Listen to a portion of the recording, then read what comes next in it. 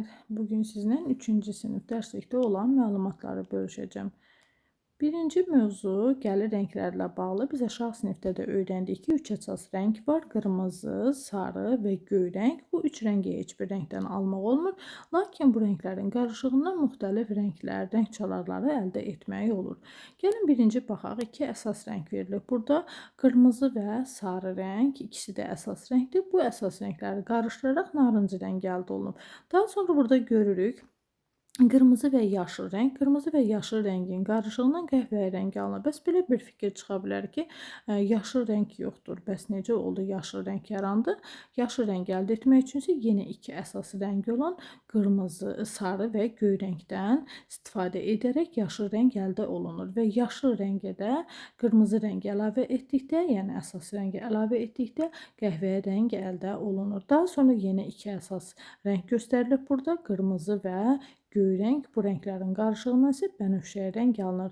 Daha sonra çəhrayı rəngi almaq üçün qırmızı rəngi ağ rəng əlavə olunur və belə deyim də çəhrayı rəng əldə etmək olur və s.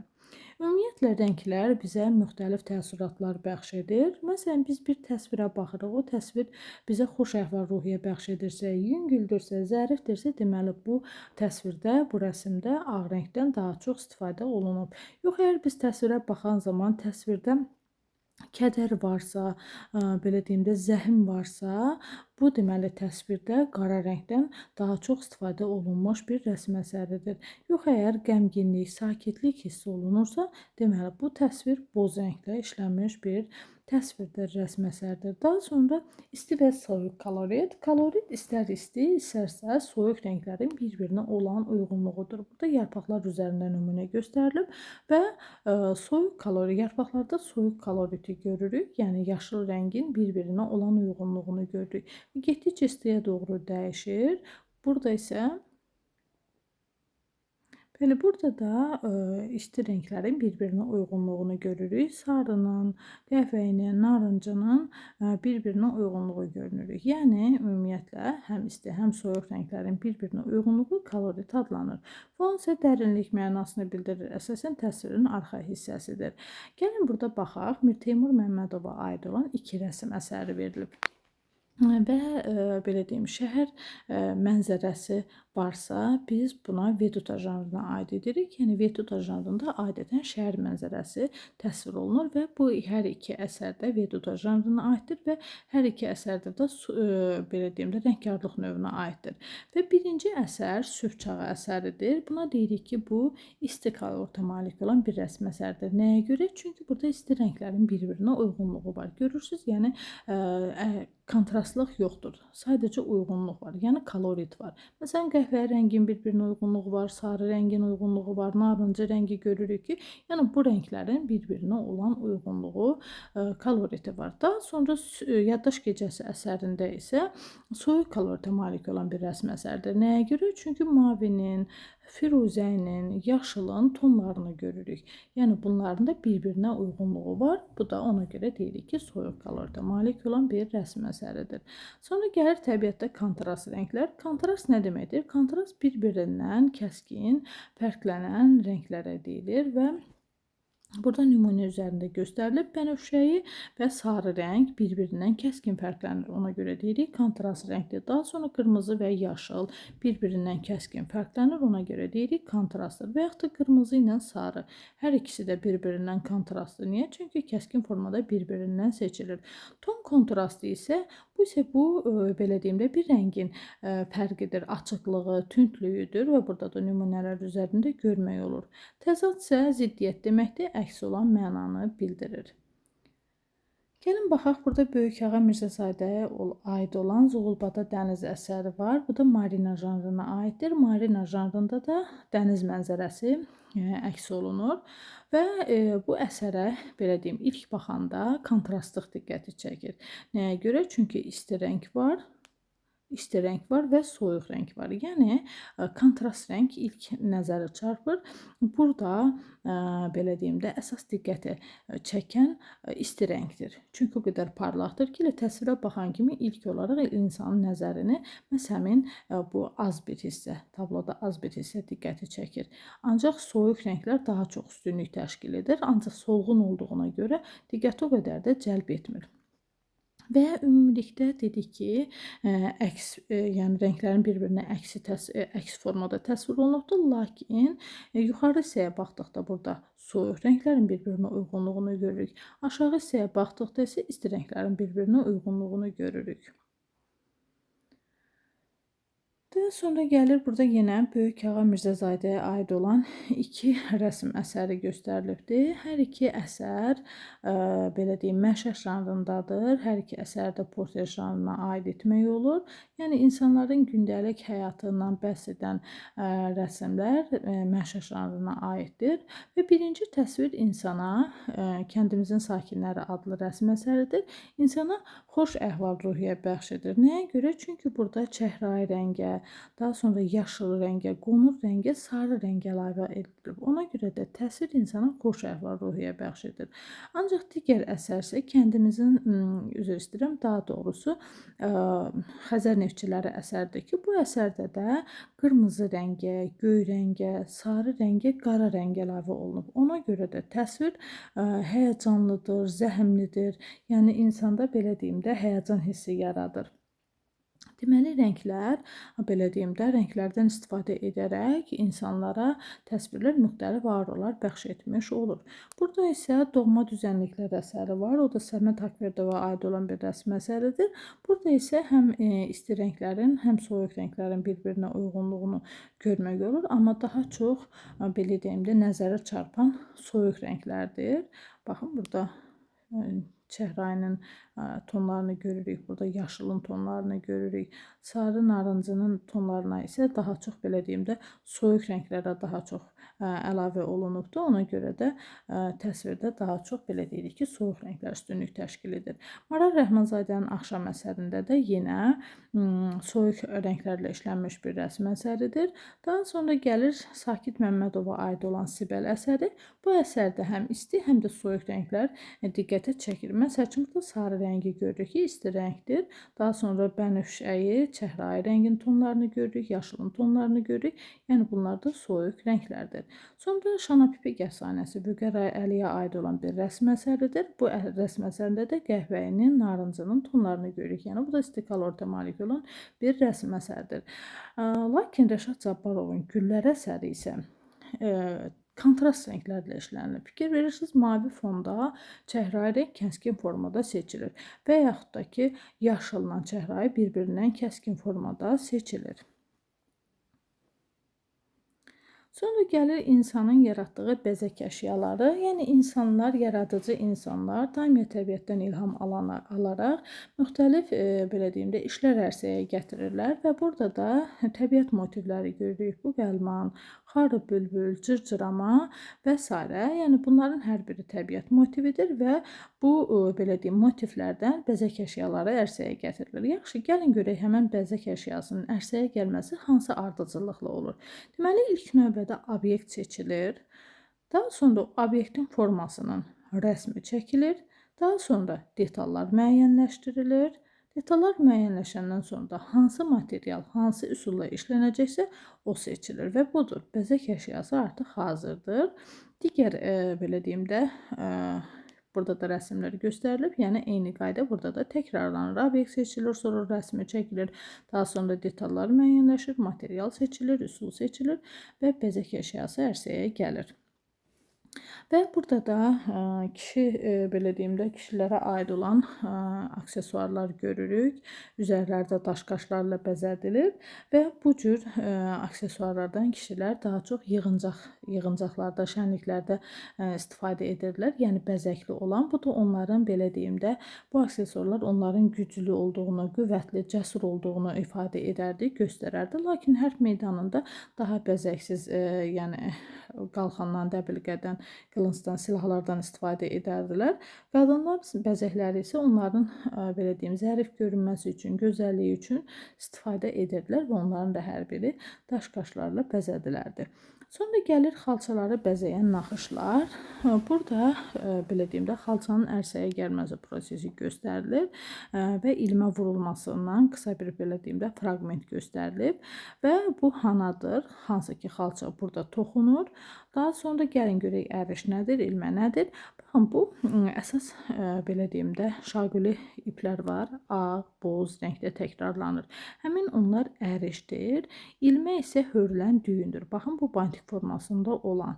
Yəni əriş oldu, ilməni saxlayan əsas şaquli iplər, ilmə də oldu. Baxın bu hörülən düyün, yəni bantik formasında olan düyün. Bunlar da yumaklardır, yun ipliklərdir, hansı ki xalça bu saplarla, bu iplərlə toxunur.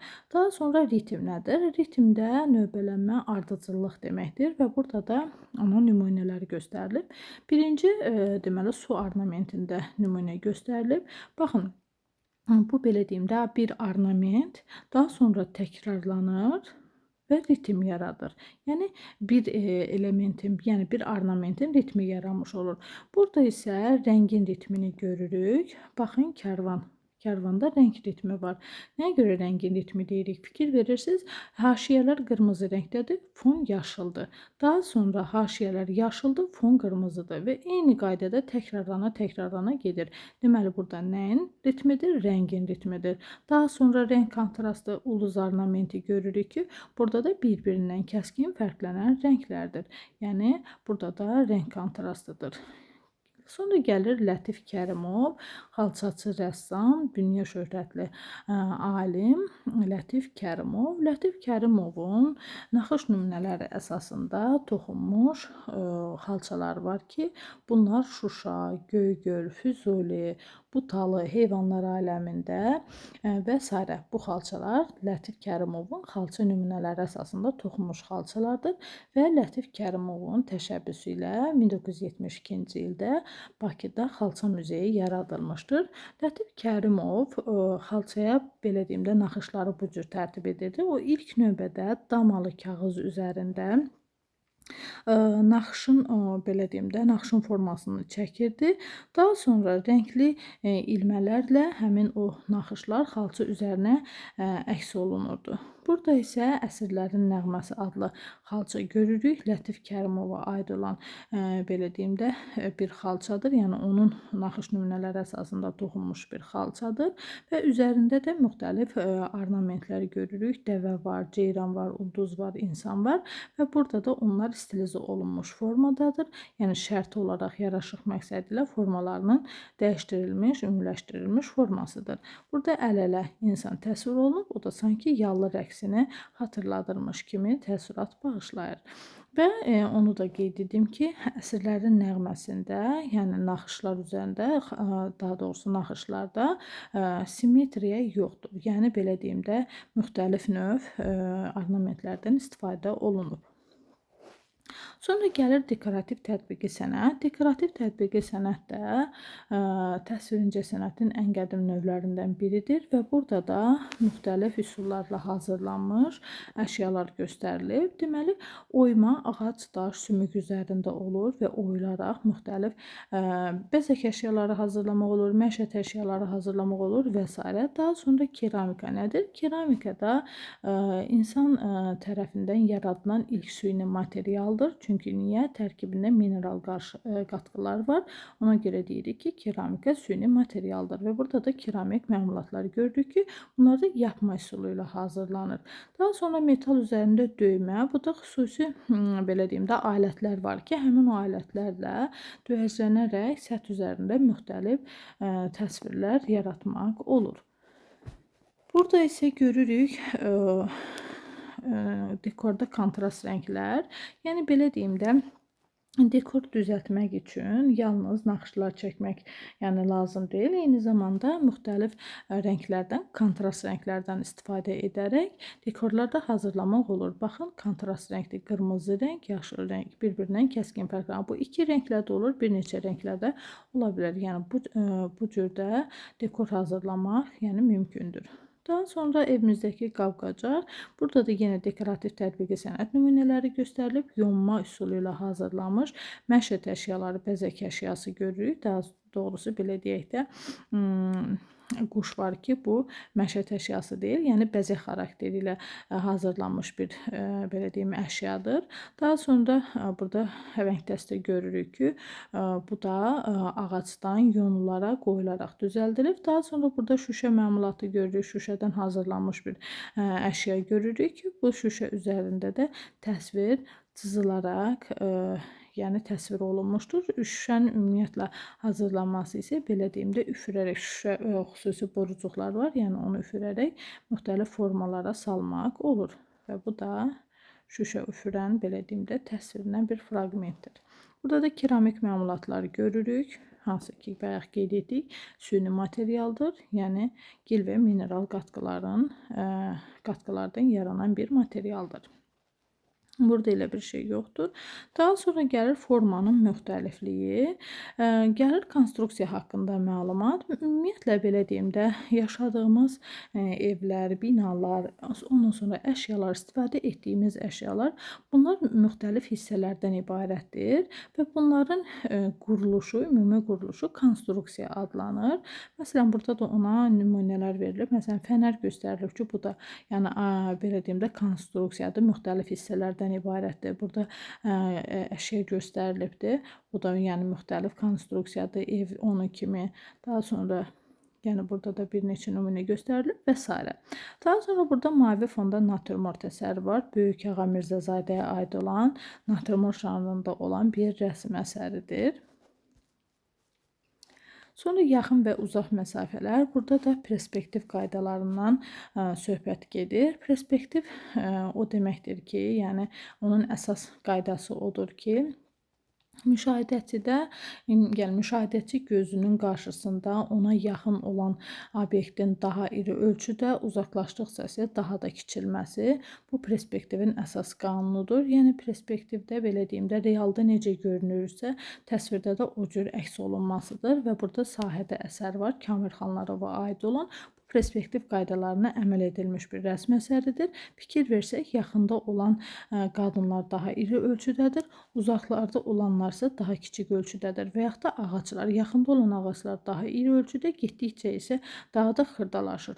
Bu da, yəni bu xətti perspektivdir.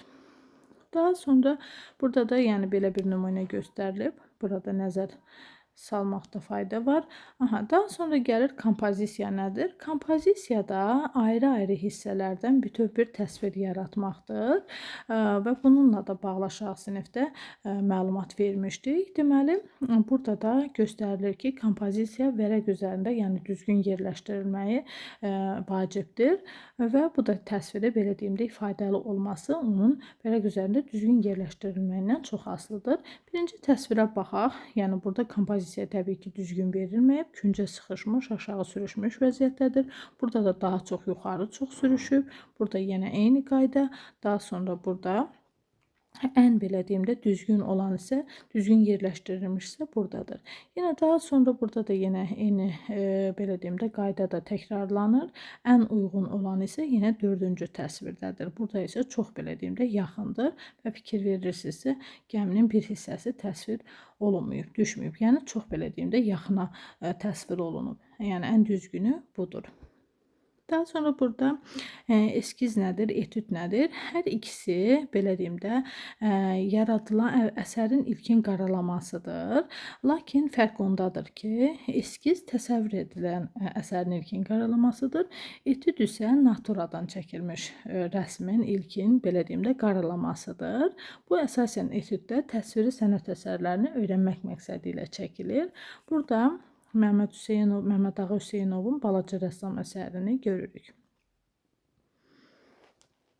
Sonra gəlir rəngkarlıq. Bilirik ki, rəngkarlıq da təsvir sənətinin qədim növlərindən biridir və onun ifadə vasitələri rəng, ləkə və kolordur. Burada da akvarel texnikası ilə və quaş texnikası ilə, yəni rəngkarlığın texnikaları ilə işlədilmiş iki rəsm əsəri göstərilib. Yəni baxan kimi, birinci şəklə baxan kimi görürük ki, bu rəsm akvarel ilə çəkilibdir. Daha sonra digər rəsm isə quaşla çəkilmiş bir rəsm əsəridir. Sonra gəlir Toğrul Nərimanbəyov. Toğrul Nərimanbəyev Azərbaycanın xalq rəssamıdır və Toğrul Nərimanbəyev monumentalist bir rəssamdır. O daha çox belə deyim də kətan üzərində deyildi, divar üzərində çəkilməyi daha çox sevirdi və onu biz belə deyim də narları ilə, nar mövzusuna çox müraciət edən bir rəssam kimi tanıyırıq. Burada da onun əsərlərindən nümunələr göstərilib. Sevincli gün əsəri, daha sonra Xurcundan nar və onun Göyçay bağlarında, sonra nar ağacı, yatan əsmər və s. kimi əsərlərinin adını çəkmək olar. Qrafikada bu da təsvir incəsənətinin ən qədim növlərindən biridir və qrafikanın da ifadə vasitələri xətt, iştirik, tondur. Xətt təsvirdə belə deyim də əşyanın formasını, detallarını, konturlarını müəyyən etməklə iştirik və tonun əsasını təşkil edir. Yəni biz xəttin köməyi ilə ifadəli obrazlar yarada bilirik. Yəni xətt olmasa belə deyim də necə yazmaq, necə yəni fikrimizi ifadə edə bilərik. Yəni bütün bunlar xəttin köməyi ilə olur. İştirik nədir? İştirik qısa xəttir. O nazik olur, maylı olur, əyri olur, düz olur və s. Və qrif nədir? Qrif əldə karandaşın ucluq hissəsidir. Baxın, burada nümunə göstərilib. Daha sonra ton nədir? Ton da belə deyim də karandaşın qrifilini, məhz o bayaq göstərdiyimiz o hissəni vərəq üzərinə müəyyən təzyiqlə bastırmaqla biz tonu ala bilirik. Yəni ton açıq tondur, tünd tondur, ortadır. Yəni bizə lazım olan o tonu alana kimi, yəni onu belə deyim də vərəq üzərində müxtəlif təzyiqlə bastıraraq onu əldə edə bilirik. Daha sonra gəlir iştirikləmə nədir? İştirikləmə iştiriklərin baxın növbə ilə çəkilməsi, sıra ilə çəkilməsi və yaxud da çarpaz çəkilməsidir. Və burada da ona misal göstərə bilərik. Növbə ilə çəkilmiş iştirik, daha sonra yəni çarpaz çəkilmiş iştirik. Bu oldu iştirikləmə. Tona çevirmə nədir? Tona çevirmə isə iştiriklərin üst-üstə bir neçə dəfə çəkilməsidir. Baxın, məsələn, gəlin burada yarpaq üzərində misal göstərək. Baxın, burada da tona çevirmə görünür. Yəni görürsüz, ən tünddən getdikcə açığa doğru, yəni tona çevirmədir.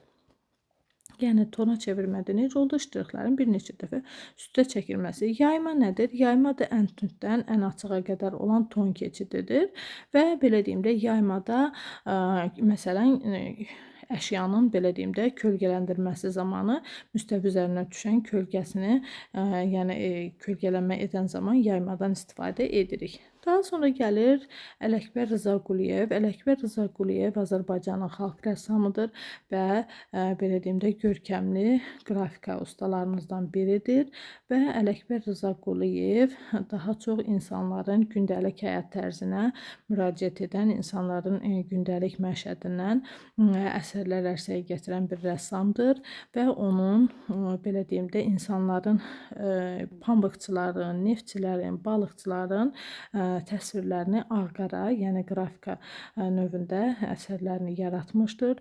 Daha sonra o milli geyimli qadınları, kişiləri çəkirdi. Sonra heyvan döyüşdürənləri çəkirdi və s. və burada da onun qrafik əsərlərindən nümunələr göstərilib. Qala küçəsi və qalada. Hər birində də, yəni belə deyim də, məşəq janrındadır və insanların gündəlik həyatı əks olunmuşdur. Burada isə Qız qalası əsərini görürük ki, bu da yəni qrafika növündə çəkilmiş bir rəsm əsəridir. Daha sonra gəlir siluet. Siluet nədir? Siluet bir rəngli təsvirdir. Yəni ağ fonda qara, qara fonda ağ olan belə deyim də təsvirdir və adətən yandan yəni çəkilir. Eyni zamanda belə deyim, onu biz çək edə bilərik və kəsib yapışdıra da bilərik. Məsəl üçün, burada belə deyim də qara fona ağ formada təsvir yapışdırılıb, daha sonra ağ fona qara təsvir yapışdırılır və fikir verirsiniz, adətən yəni profildən olur. Daha sonra kitab tərtibatında siluet illüstrasiyalardan geniş istifadə olunur və burada da yenə təsvirlər belə deyim də profildən çəkilmiş formadadır. Sonra gəlir illüstrasiya. İllüstrasiya nədir? İllüstrasiya haqqında da məlumat aşağı sinifdə vermişdik. İllüstrasiya mətnin rəsm vasitəsilə ifadəsidir. Yəni mətndə gedən, baş verən hadisələri rəsmlər vasitəsilə ifadə edirlər. Miniatür nədir? Miniatürdə kiçik ölçülü təsvirlərdir. İllüstrasiya ilə, yəni o da eyni mənanı, yəni eyni belə deyim də işi görür. Yəni hər ikisi də mətnin rəsm vasitəsilə ifadəsi, lakin fərq ondadır ki, miniatür daha kiçik təsvirlərdir. Yəni illüstrasiyadan daha kiçik formada təsvir olunur. Sonra gəlir Qəzənfər Xalıqov. Qəzənfər Xalıqov da Azərbaycanın xalq rəssamıdır və Qəzənfər Xalıqovu biz belə deyək də Nizami Gəncəvi obrazını yaradan bir rəssam kimi tanıyırıq və Qəzənfər Xalıqov eyni zamanda belə deyim də teatr sahəsində fəaliyyət göstərən rəssamlarımızdan biridir. Məsəl üçün Bəhruz Kəngərli kimi, Böyük Ağa Mirzəzadə kimi, Tahir Salahov kimi Qəzənfər Xalıqovun da yəni adını çəkə bilərik ki, o da teatr rəssamıdır. Eyni zamanda həm qrafikaçıdır, həm də rəngkardır və burada da Qəzənfər Xalıqovun kitab illüstrasiyalarından fraqmentlər görürük və onun belə deyim məşhur əsərlərindən Koroğlu at belində, Xəqani Şirvani, Məhəmməd Füzuli, Xəqani Zindanda və s. kimi əsərləri var ki, bunlar da yəni kömür və akvarel texnikası ilə işlənmişdir. Daha sonra gəlir portret. Portret nədir? Portret təsvir sənətinin belə deyim də janrıdır və insan təsvir olunur və burada da Hafiz Zeynalovun Qadın portreti adlı əsərini görürük. Daha sonra Zəmbil toxuyan qoca, o da Asəf Cəfərova aid olan portret, həm də eyni zamanda məşə janrına da aid edə bildiyimiz bir rəsm əsəridir. Və portret belə deyim də dəqiq cizgilər deməkdir. Yəni mənası fransız sözü, fransız dilindən tərcümədə dəqiq cizgilər deməkdir. Sonra gəlir məşəd. Məşəd janrında da yəni qeyd etdik ki, bayaq da insanların gündəlik həyat belə deyim də həyatından bəhs edən əsərlər məşəd janrına aiddir və burada da Qafar Seyfullayevin Dağlarda adlı əsərini görürük ki, məşəd janrındadır. Daha sonra Rasim Babayevin Çaycı Məmməd əsərini görürük ki, bu da yenə məşəd janrındadır. Və Böyük Ağa Mirzəzadənin Gəzinti əsəri, o da məşəd janrına aid olan bir rəsm əsəridir. Sonra gəlir natürmort. Natürmort nə deməkdir? Natürmort cansız təbiət mənasını bildirir, lakin natürmortda belə deyim də canlılar da təsvir olunur. Məsələn, çiçəklərin, quşların təsvirinə də natürmort deyə bilirik. Eyni zamanda natürmortda meyvələr, tərəvəzlər təsvir olunur, qablar təsvir olunur, musiqi alətləri təsvir olunur və s. Və burada da belə deyim də döymə və cızma üsulu ilə naxış belə deyim də naxışlar vurulmuş qabları görürük. Döymə üsulu ilə hazırlanmış əşyaları görürük ki, bunları da hazırlayan şəxsə belə deyək də dəmirçi deyilir. Və burada da Azərbaycan miskərlərinin hazırladığı mis qablar görürük. Birinci sərnic, daha sonra kasa, sərpuş, həvəng dəstə və qazan, bir də səhəng. Bunların da hər biri belə deyim də misdən hazırlanmış qablardır. Daha sonra burada Elturan Avalova aid olan qrafika növündə çəkilmiş bir rəsm əsəri görürük. Şuşa Gövhərağa məscidinin yuxarı minarəsi. Daha sonra Mənim diyarım Xalidə Səfərovaya aid olan və məşəd janrında olan bir rəsm əsərdir. Bir də Altay Hacıyevin Yaz nəğməsi əsərini görürük ki, bu da qrafika növündə çəkilmiş bir rəsm əsərdir. Daha sonra Samavarlar görürük. Natürmort janrına aid olan Məhəmməd Orucovun çəkdiyi bir rəsm əsəridir. Sonra gəlir memarlıq. Memarlıq incilərindən burada Qoşaqala qapılarından belə deyim fraqment göstərilir və onun üzərində olan təsvirlər var və bu da belə deyim də həmin o qapı, yəni Qoşaqala qapıları üzərində olan fraqmentlərdir ki, heyvan təsvirləri, müxtəlif heyvanların təsvirlərini görürük. Yəni memarlıq da nədir? Yəni belə deyək də tikmə sənətidir. Yəni bu da təsvir incəsənətin ən qədim növlərindən biridir və burada isə belə deyim də Şirvanşahlar Sarayından bir fraqment göstərilibdir. Və burada da Qız Qalasına yəni təsviri, rəsmi göstərilibdir. Daha sonra gəlir ressam və teatr. Bilirik ki, belə deyim də, bizim bayaq da qeyd etdik ki, bir neçə rəssamlarımız var ki, onlar da teatr sahəsində fəaliyyət göstərmiş rəssamlardır və burada da Tahir Salahovdan, belə deyim də, Tahir Salahovun teatr sahəsində yaratdığı, belə deyim, dekorasiyaları görürük. Burada Koroğlu var. Daha sonra Həsən xanın sarayı dekorasiyanın eskizini görürük. Burada da saray keşikçiləri görürük. Onların xarakter və libaslarının eskizidir.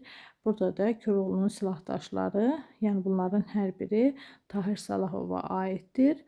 Və daha sonra gəlir burada dekorasiya nədir? Dekorasiya da belə deyək də səhnə elementlərinin, yəni bəzədilməsidir ki, bunu da bu işi də, bu fəaliyyəti də rəssam görür və rəssam belə deyim də səhnəni hazırlamamışdan, qurmamışdan, dekorasiya etməmişdən öncə ilkin onun nümunəsini hazırlayır ki, bu da maketdir. Yəni maket əvvəlcədən düzülmüş, düzəldilmiş nümunədir.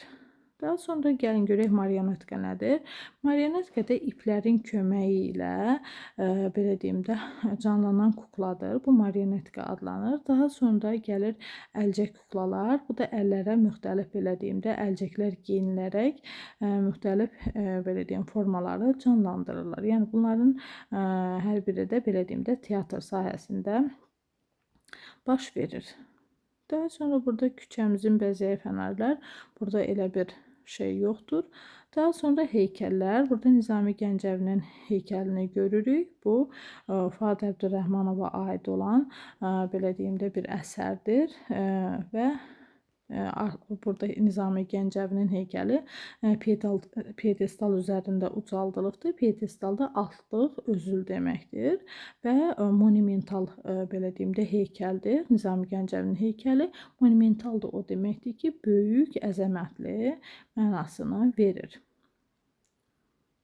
Daha sonra Tokay Məmmədovun burada iki heykəlini görürük. Yəni müəllif Tokay Məmmədovdur. Tokay Məmmədov da Azərbaycanın belə deyim də xalq rəssamıdır, heykəltaraşdır və Nəsimi İmaməddin Nəsiminin burada heykəlini görürük ki, o da İbrahim Zeynalovla birgə işidir və 1979-cu ildə yaradıblar bu heykəli. Materialsa tunç və qranitdəndir. Daha sonra burada isə Məhəmməd Füzuliyin heykəlini görürük. Məhəmməd Füzuliyin heykəli də fikir veririk. Bu da piedestal üzərindədir və bu da monumental bir heykəldir. Və Məhəmməd Füzuliyin heykəlini isə Ömər Eldarovla birgə işləyib Tokay Məmmədov. Daha sonra gəlir muzeylər. Muzey nədir? Muzey tarixi, maddi və mənəvi dəyərlərin saxlanıldığı, qorunduğu, öyrənildiyi yerdir. Burada da Azərbaycan Dövlət İncəsənət Muzeyini görürük. Daha sonra burada da ekspozisiyanın fraqmentlərini görürük. Ekspozisiya nədir? Ekspozisiya muzeydə olan məmulatların, yəni eksponatların müəyyən qayda ilə düzülüşünə ekspozisiya deyilir. Və burada da belə deyək də onlardan bir nümunə göstərilib. Və burada da muzeyin zalından fraqmentlər göstərilib. Deməli, muzeyin nə oldu? Tarixi, maddi və mədəni dəyərlərinin qorunub saxlanıldığı yer. Müəllimlər 3-cü sinifin izahı bu qədər. Növbəti dərslərin izahında görüşənə qədər sağ olun.